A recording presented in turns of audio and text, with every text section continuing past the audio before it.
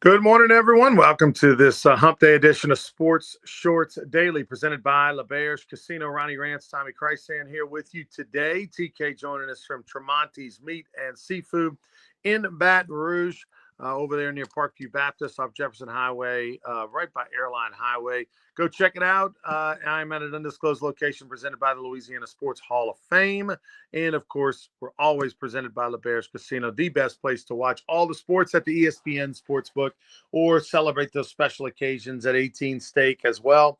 TK, the topics to get to: Joe Dumars' press conference announcing him the new head of the Pelicans. The Louisiana Sports Hall of Famer returns home to take over the struggling franchise. LSU baseball, speaking of struggling, and listen, it's just one game. But they were 10-run ruled by Northwestern State, the Demons, who are 15-9 in the Southland Conference, having a good year. They come into Baton Rouge, beat LSU 13-3 in just 7 innings. It's the first time in program history LSU has been 10-run ruled by a non-conference opponent. Wow, what an unbelievable game that was. And now they have to flush it, as Skip Bertman would say, turn their attention to Tennessee, the biggest series of the year, at the box this weekend. And then, of course, the Zurich Classic starts tomorrow in New Orleans. It'll be a little bit of a rainy one. But Rory McIlroy, first tournament since winning the Masters a couple of weeks ago, will be in New Orleans. He won it, of course. He and Lowry, his best mate and countryman, they won it last year. They had record crowds, made record attendance, record money made. Now they're going to break all those records again. Rory had committed to coming back last year. As soon as the tournament was over, he said, "We will be back next year." And then, oh, by the way, he goes and wins the Masters 2 weeks before. So if you haven't gotten your tickets or passes today, by today, you might not be in luck. But I'm sure if you go out there, you can find some. All right, TK. First off, let's talk a little LSU baseball because it was so rare. We wouldn't maybe normally lead with a Tuesday night game, but 13-3, they're beaten by Northwestern State. What's your takeaway of the ball game? Man, just you brought it up a couple of weeks ago. The bullpen, the pitching. Is it solid enough? A lot of coin flippers. I like that term you used. That you had some coin flippers last night. Only walked 4, but they hit 4 guys. I mean, it just doesn't look like the command is there. Northwestern State's not a bad team. They got some good players and they're well coached by Coach Bertrand. And I mean, they got it done. They were fired up. Everybody gets amped up on midweek to go play LSU, and Northwestern State did that. Give them credit. LSU, the Jared Jones at third base thing, Jave Johnson admitted after the game that was his fault. I just don't see how you could do that to Jared Jones or to the team. I know you're trying to get more bats in the lineup. You and Lynn Rollins talked about that last night, but do you sacrifice? Do you put a kid? As a coach, you're supposed to put a kid in a position to be successful. And how can he best be part of the team to get a win? And putting Jared Jones at third, even if he didn't make errors, it's still a questionable decision. It became a bad decision with the errors, and he's not going to be there Friday night against Tennessee. Somebody else is going to be at third. I hated to. I couldn't be very critical on the air. You got to walk a fine line when you do it in broadcast for the LSU, the LSU broadcast for the SEC network. But just bizarre, man. Bizarre that I feel like it was a panic button decision. I mean, Jared Jones, yeah, he might be athletic for a big old guy, and by the way, I know something about big old guys. Okay. So speaking from experience, like he might be, but he ain't going to move like an infielder. Doesn't move like Reeves. He doesn't move like Braswell. I mean, when he makes a play at first base, you're like, the thought process is, oh, that's pretty good for a big old guy, but he's not like an infielder. He's a first baseman who is trying to have good hands. And I think it's a little bit overblown, quite frankly, at how good he is at first base. Like, really? I mean, we've had a lot better first basemen, but then, I think some of that is just trying to give him confidence. But the decision to put him at third base, and here's the thing: I think Jones is a better first baseman than Brown. I mean, We've seen Brown just straight drop balls, whether it be in the outfield or first base. And so I think you lose a little something at first, and then you definitely lose something at third. And then now you've shaken with his psyche. Now he's gone out there and he made 2 errors, should have been a third, and then bobbled another one on a line drive off his glove. He doesn't catch it. Thank God the 300-pounder's running to first. He gets him. Just a disaster. It was an absolute disaster at third base. And so you mess with a guy's psyche and confidence, which at this point on almost May 1st, what are we doing? Bizarre decision. Reminded me of when Paul Maneri had a dream to play Will Helmers at third base, the very first game of the year, 1 year for Will Helmers, and literally had a dream and put him there. And of course, that was a disaster. He made 2 errors or 3 errors or something in the first 5-6 innings, and they made the change in the middle of the game. They should have made the change in the middle of the game yesterday. The thing you touched on, doing it on April 22nd makes it more mind-boggling. Okay, if you do this on late February or some Tuesday night in early March, you're trying to figure something out. But to do it, at this point of the season, I think what you said, the psyche. If Jared Jones, if he's playing first base, which he probably will be Friday night against Tennessee, and they hit him a couple of grounders, is he gonna field it? Is he gonna touch the bag? Is he gonna dig a ball out of the dirt? And hopefully he can turn the page. He's been around for a while and all that. But a strange decision that, if he'd made a diving play and threw a guy out to kill a rally in an inning, everybody'd say, oh, great decision. But that's not what happened. So I don't think we'll see that Friday. The great thing about playing on the right side of the infield is that if you do bobble the ball, you still have time to get the guy out. If you don't field it cleanly on the left side of the infield, 90% of the time you're not going to get him out. So, again, are we just not – do we have some sort of thought process that we got Trey Morgan over there? Are we not seeing the same thing? Because he doesn't always field it cleanly, but he's a big old fella. Get in front of it, knock it off your chest. If you bobble it a little bit, you still got time to run over and touch the bag or flip it. You don't at third. So hopefully they just move on from that. That was not the reason that they lost. The reason that they lost is just it's like a broken record, Tommy. LSU has 4 pitchers. They have 4 pitchers. Now, they don't really. They've got a number of guys that are going to probably play in the big leagues at some point in their career, no doubt. You got guys, you have major league talent galore on this team. And I'm not just talking about the top 4. They have 4 pitchers that you can count on, that you kind of have an idea of what you're going to get every time out. The 2 All-American relievers and the Friday and Saturday starter. You have, 3 out of every 4 times. If you look at their body of work, every time they go out there, 3 out of every 4 times, 4 out of every 5 times, they're doing their job.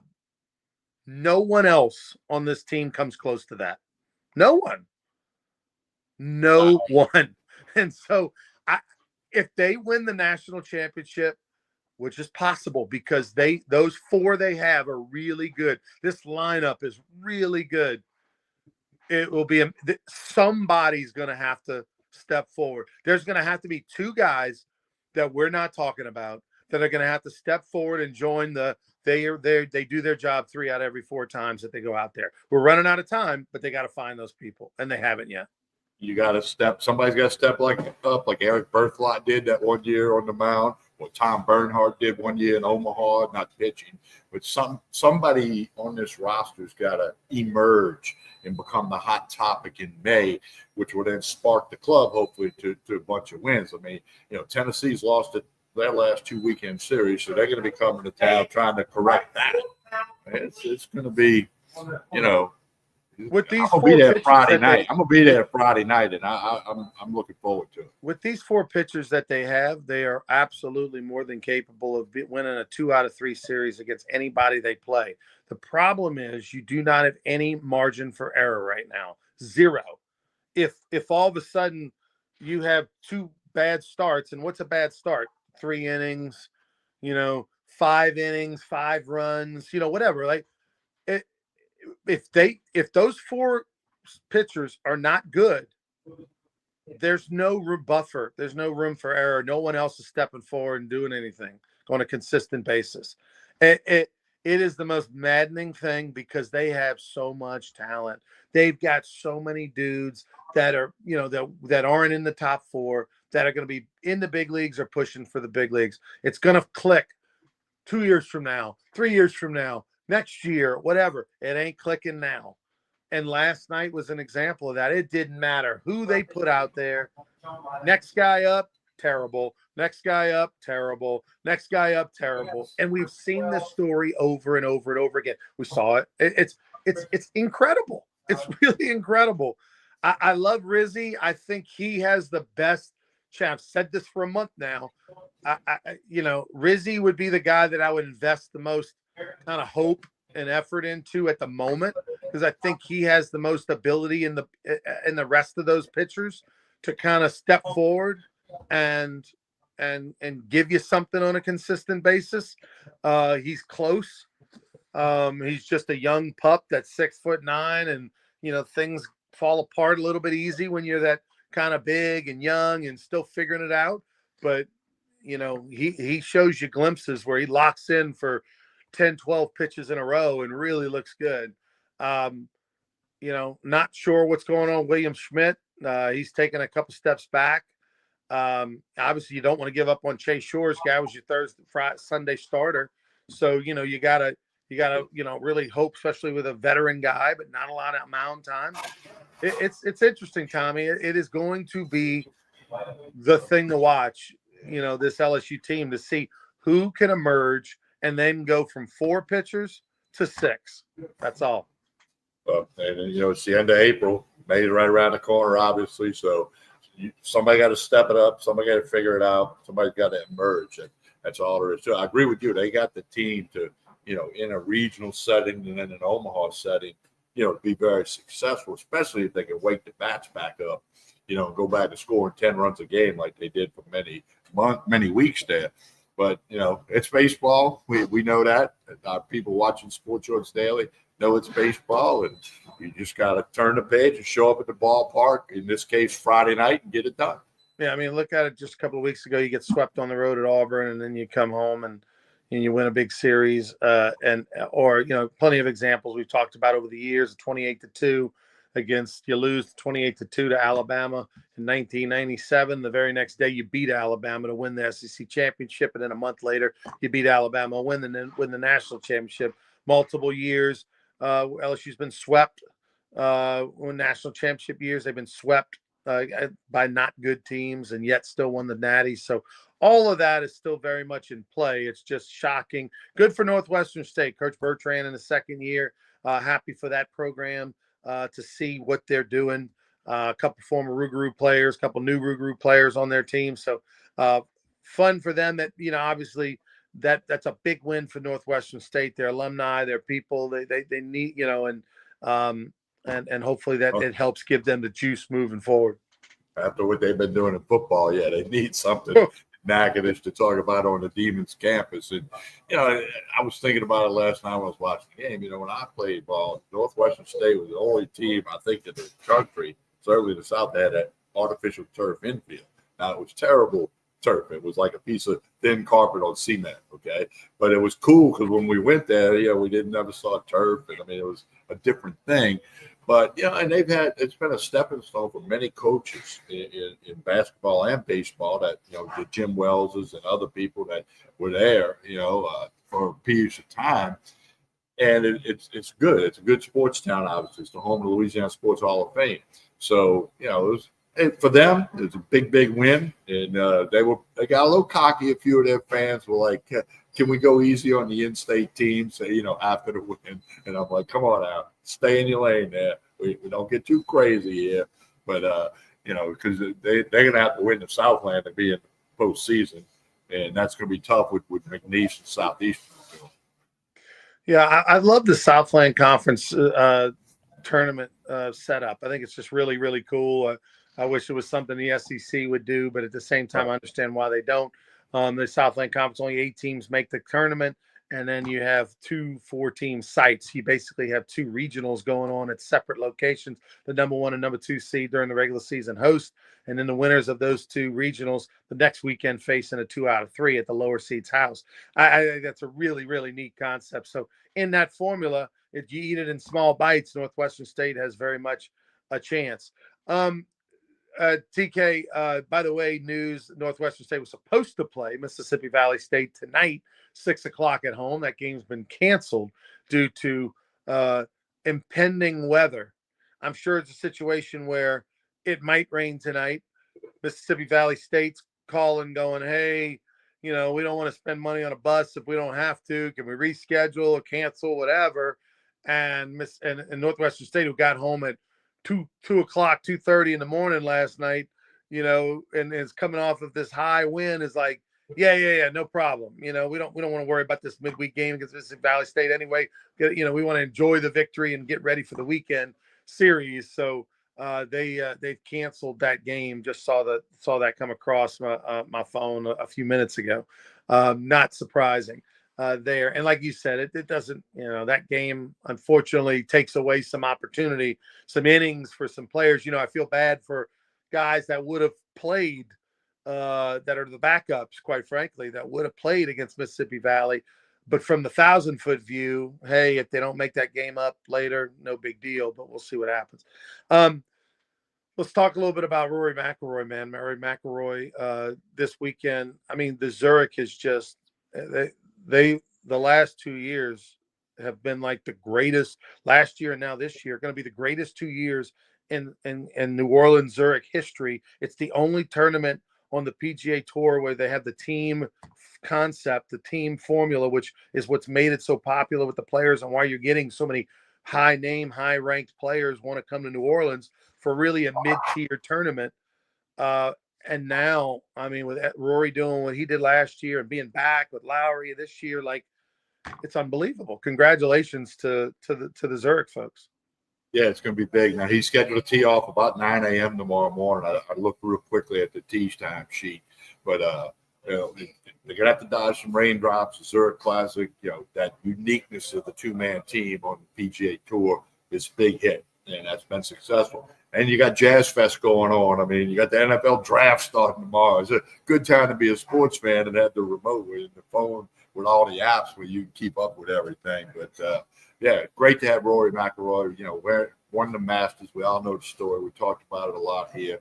And that's going to add some juice to the golf tournament for the PGA Tour fans around the country. By the way, speaking of the NFL draft, Dustin Poirier, right, the great UFC fighter from Lafayette. There's been a lot of speculation about him potentially having his last fight ever, in New Orleans this summer. July 19th, in fact, is sort of the hold date for that we've been hearing. Sources say that he is going to be in Green Bay and going to actually do the pick for the New Orleans Saints. Now, and traditionally, the second round pick and other round picks sometimes are representatives of the team that will do the picking and turn in the pick, not the first round. The first round, the commissioner does that.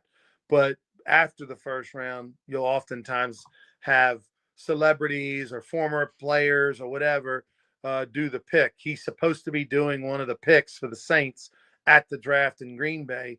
And it's expected, if they have all the I's dotted and T's crossed, part of that is because they're going to announce the fight in New Orleans on July 19th at the draft. So, of course, that'll be on ESPN and through ESPN and everything. So look for that. All right, that's cool. And I'm looking at a lot of storylines in this draft, not just for the Saints, but league-wide. And I think there's going to be a lot of trading and move. First round tomorrow night on prime time. So it'll be a long night with the first round because they get more time to make the picks. But Saints fans are going to be tuned in, and NFL fans are ready for it. Can't wait to see what the Saints do so that we can have Joel Davis join us on Saturday morning. He always does a segment at 10:30 Saturday morning on Sports Church Radio, which, of course, is 10 to noon in Lake Charles, Lafayette, and Baton Rouge. This week, we're moving on the clock this week because of the draft. Oh, that's right. Because of the draft. I got the graphic of 9 to 11 this Saturday morning, sliding so that ESPN radio can cover the draft beginning at 11. So Sports Shorts team, it'll be 9 to 11 from the sports book at LeBear's, where you can bet on the Zurich Classic, you can bet on LSU, bet on MLB, whatever you want to do. So just note there, we'll remind you on social media, but 9 to 11 this Saturday morning. That said, Tommy, like this, reports, of course, Derek Carr with a mystery shoulder injury, and this very much feels like Michael Thomas with Derek Carr. You get the big contract, you're not happy with certain things. There's injuries that pop up, question marks on, well, why didn't you tell us? Why didn't you have the surgery when you did? Certain timeline, things like that. Doesn't feel like Carr and the Saints are on the same page. There's the rumors that he's pouting a little bit over the fact that, the Saints are dabbling with the idea of drafting a quarterback with the 9th pick overall. And, he knows what that means. He knows that either he's going into camp competing or he's going into camp when he's the starter, but with a short leash, because you got the quarterback of the future on your roster. So just a lot of storylines to this. And so it's going to be very, very interesting. The Saints, I don't know that they can go wrong with whoever they pick, Tommy. I mean, for box office cachet and for interest and all that, I hope they go quarterback. And for the chance that maybe they hit it right and you find the next Drew Brees or something. But if they don't, it's kind of hard to get this one wrong with a top 10 pick. I mean, so many good players out there that can help a team that has so much need. But anyway, that's it'll be interesting, and look for Dustin Poirier at some point, probably second, third round, to turn into pick up in Green Bay. The Tigers this weekend, Friday, Saturday, Sunday. The price of tickets, by the way, after the loss, like you would expect, is going down a little bit. So that's more manageable for LSU fans. So you can get your tickets online, or you can, take your chance and go out there. They'll be honoring the 2000 National Championship team on Saturday before the game. That'll be the 25th anniversary. 25th anniversary of Brad Cressy's base hit to left that scored Ryan Theriot to walk off Stanford 6-5 in Omaha when the Tigers were trailing 5-0 at some point in that game. Came back to win it. The homer by Barbier made it 5-3. The 2-run homer by Jeremy Whitten tied it up, and then of course Cressy walked it off. All those guys will be getting honored, and there'll be another alumni there as well, but that'll be on Saturday.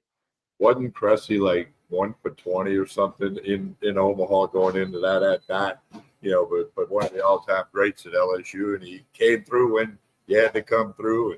And Theriot ran. I don't think Theriot ever ran that fast before or since as he did when he scored on that hit by Cressy and threw the helmet in the air. Like Doug Thompson's glove, it's never come down. I don't know where that helmet went. I don't know where Doug's glove went in '96, but that was special. That'd be great to see those guys out there at the box, and hopefully the current players realize, hey, this is what this program's all about: recognizing national champions when you have so many of them. And Coach Berkman will be doing the book signing Saturday before the game by his statue. He'll be signing his book, Everything Matters, and I imagine they'll probably most likely golf cart him into Tiger Stadium on Saturday along with the team right before the game.